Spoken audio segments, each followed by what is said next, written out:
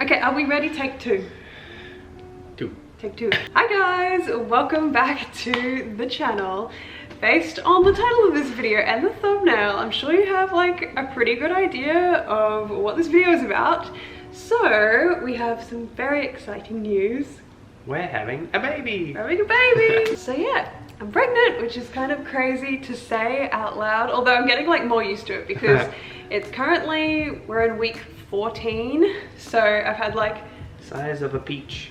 We're the size of a peach, and I think next week we are the size of an orange, a navel orange. Very confusing. Yes. Some peaches are... What is the size of a peach? So yeah, 14 weeks pregnant, due October 27th. Still got a little while to go, but I thought it was time to announce that here on the YouTubes. In Publix. Because we are done with first trimester, it is over, and we're on to second, so we're kind of at that point where we're starting to tell more people. So it seemed like the time was right. The other important thing is the gender. So we actually also have the gender. For some people, they tend to wait until like their 20-week scan to find out gender, like the anatomy scan. But these days you can actually do the NIPT, so it's like a non-invasive prenatal testing. So it looks at like a lot of genetic chromosomal abnormalities as well as the gender. So you can actually get that done in like week 10, anything past week 10. 11. I'm always a little bit scared that like it could be incorrect. So, you know, take it as you will. I'm pretty sure it's fine. Like the percentage accuracy is pretty high, but as far as we know at this point in time, we are having a little baby girl. So straight away, been doing a lot of shopping. So, you know, if it's incorrect, that'll be awkward, but have been doing dress, right? Oh yeah. So been doing a little bit of shopping, also indulging in like all of the summer sales at the moment that they have for like baby outfits. I'm dying for this one, by the way. It is so cute. But yeah, that is our very exciting news that I thought Nick should be present for this portion of the video, like the announcement portion, because like it's half your news as well. Half my news. But yeah, is there anything else like really pressing that we need to mention straight up? No. I guess there's the like how did you find out thing, but that's pretty straightforward. Yeah. We found out probably like week 5. Although we did do one of the early tests. I think we did it at the earliest point and it wasn't like it didn't show up anything. Yeah, I can't remember how many days early you can take like the early test, maybe like 6. You did like the days. waiting, you know, for the recommended time and it didn't happen, and then like you did it later on when you thought, oh, you're a bit late, you might as well that's check. the thing. I did it like the early test and it was negative, so I was like, oh, okay, like I'll just go on life normal. And really like wrote it off in my brain, so I wasn't really thinking about it much at all. And then we did the test. Yeah, like I think I was like a day or 2 late and I was like, oh, that's a bit weird, but I was getting like cramps and stuff, which I just thought like, oh, is it just like period cramps? But no, it was in fact pregnancy. So yeah, found out pretty early, and as I said, 15 weeks. I thought I would also do like a little first trimester recap. Nick can exit for that part if he doesn't want to be a part of that. So he's gonna peace out and then you're just gonna get little old me. Okay, so first trimester, because I have just finished up first trimester, I thought I'd do like a little like recap of some of the symptoms and like how I went first trimester. Not that there is like that much to talk about for me personally, but I thought I might as well put it out there because I think there's so many different experiences that people have of pregnancy, and especially like the first trimester, so it's all good to talk about and have that out there. So very first symptoms, like as I mentioned before, was definitely like cramping, and that was probably like week 5, week 6, which kind of just felt like light period cramps, thinking like, oh, is something going on? But no, I think that is like implantation cramping. I haven't really mapped out what I'm going to talk about in this video, so I'm just kind of going off memory. But yes, definitely like weeks 5 and 6, I think I was getting some light cramping. Not all the time, but just kind of like here and there. And then otherwise, in terms of first trimester, I'll put it out there straight up, like I've had an exceptionally easy first trimester. So in terms of like morning sickness, nausea, I really didn't experience any severe nausea. There were some days where I did feel like a tad nauseous, I don't even know if you'd necessarily call it like nausea. It's mostly just like food aversion, food kind of generally making you feel kind of yucky. Like I never felt like I was gonna throw up. So yeah, I can't really say that I ever had particularly bad nausea as a symptom, which has been wonderful, obviously, because that is one of the really difficult symptoms that a lot of people deal with, especially in early days. In terms of food aversions, definitely have had a general aversion to food, but that's feeling like a fair bit better at this point in time. In terms of aversions, I kind of feel like it was just a general aversion to all food. Like nothing sounds good. I feel like a lot of people say that, but it's like it comes around to dinner time and it's like I can't even think of what I would like to eat because everything just kind of sounds a bit gross, but not so bad that I can't still eat it, you know, like I can still kind of push through it. It's not that bad. It's just a general like, oh, everything kind of sounds yucky.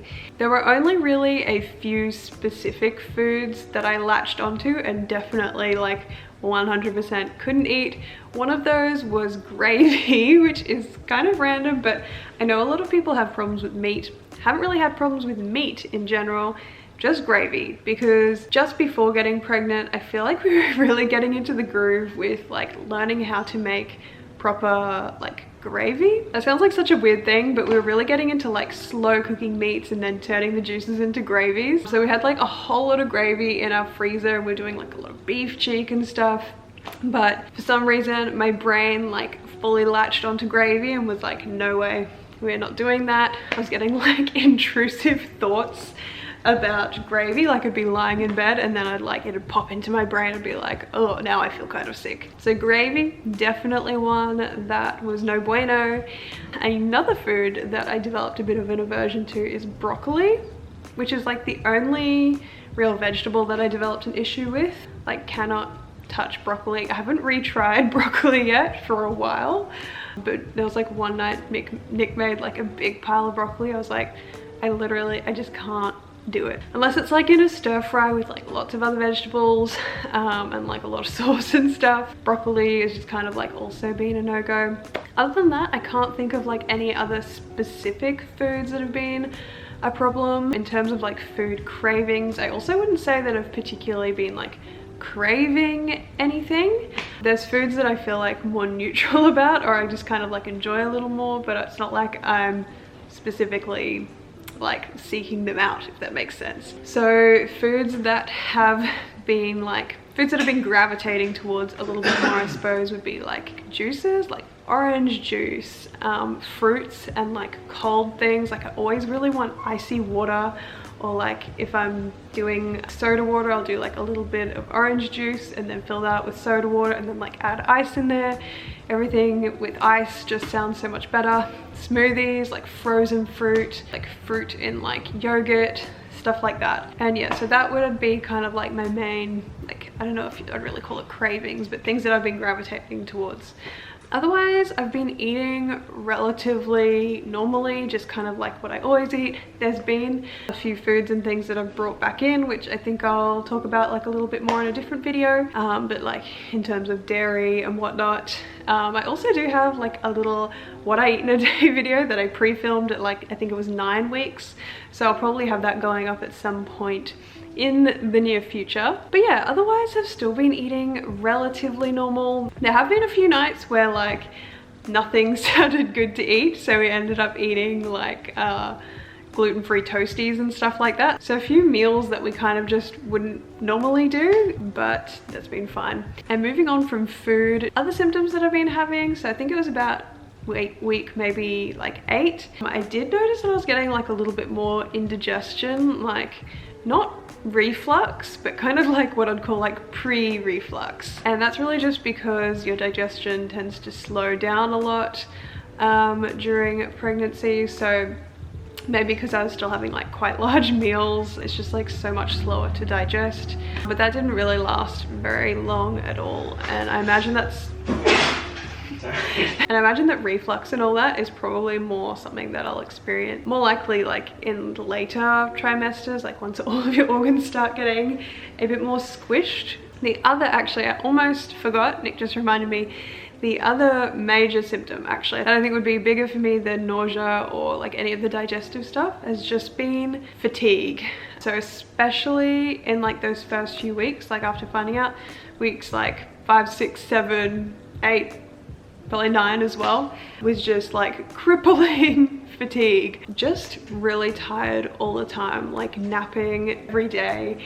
Like I'd get around like 2 p.m. and I'd need to take a nap in the afternoon. I feel like in the early days too, I'd wake up in the morning and I'd be like, you know what, I just have to go back to bed. Like I would get up, I'd do like the whole breakfast, walking Billy, do all of the stuff. And I'd be like, I need to go back and lie down for like another hour because I just can't even get started. So definitely there was a lot of fatigue in the beginning, and also going to bed like ridiculously early. So probably getting to bed like on some days like around 8:30 or 9 p.m, which is like fairly early for me because I have a normal bedtime of like around 10. We wake up in the morning around 6. For reference. But yeah, I just definitely noticed that I was really tired all the time. Like some videos that I was trying to film early during the pregnancy, and it was just like trying to get through it. It's like my brain is just completely offline. Oh my gosh, guys, I just finished recording a video. Struggle Town, mostly because I'm so tired. I'm so tired. Like, I don't know, this morning I feel like I woke up and then like even just getting like fully ready this morning, I just wanted to sleep. Like all I want to do is sleep. But yeah, otherwise like I'm feeling fine. It's just that like I'm so tired. By the way, this is week 6, I think. Week 6. But I have noticed that the fatigue, tiredness has really been getting a lot better recently. So especially now I'm in week 14, but I think it probably started getting better a little while ago, maybe like week 11, 12. I haven't really needed to nap anymore. Napping hasn't really been an issue. Waking up, I've been feeling fine as well, but I still do get tired like a lot earlier than usual. So as I said, usually I go to bed at like 10. These days I feel like I get to bed at about, I'd probably go to sleep at about 9 p.m, but I'm tired like a lot earlier than that. So at about 7 at night, I'm just counting down the hours until I can go to bed at a semi-reasonable hour. So yeah, I think that's mostly what I wanted to mention in terms of first trimester recap. Have been very lucky and fortunate to have kind of dodged the morning sickness and nausea. I guess you never know if you could be hit with that later, so hopefully everything stays good. But for the majority of people, I think they start really feeling better around the 2nd trimester. In terms of baby bump, still looking like relatively normal, starting to show a little bit. Kind of just looks like you're really bloated at the moment, except like I wake up like that, so it's like waking up looking like you're bloated, like you've had, you know, a burrito or something, which is kind of like in the awkward phase. I think maybe by like week 20 plus, you'll kind of look a little bit more like pregnant and not just like super bloated when you're trying to fit into your clothes. My clothes are starting to get like a little bit tight, like some of them. So at some point I'm gonna have to buy like some new clothes. I'm gonna hold out until winter and then figure out what I'm going to do wardrobe wise. But hopefully don't need to buy too many new kind of like maternity things. Don't really want to overdo it. But yeah, I think that is pretty much everything that I wanted to mention. That is the exciting news. Baby girl due end of October this year. As I said, I do have like a first trimester what I ate today video coming out at some point in the near future. And if there's anything in particular that you'd like to see, definitely leave it in the comments below. And I'll see you guys in the next one. Bye.